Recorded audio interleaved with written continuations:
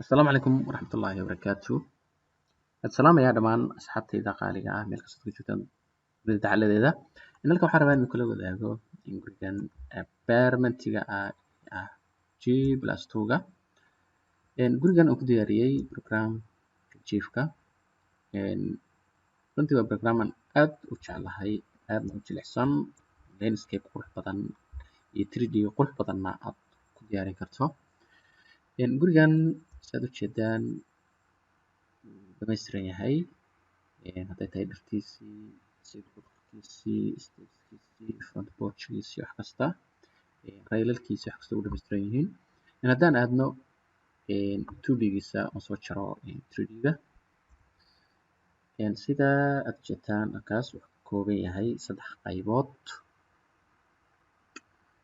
Wuxuu ka kooban yahay 3 qaybood oo qaybtii ay tahay 3 qol, jiko, daba-suuli iyo waxa weeyaan weli spacing sidroom laga dhigi karo.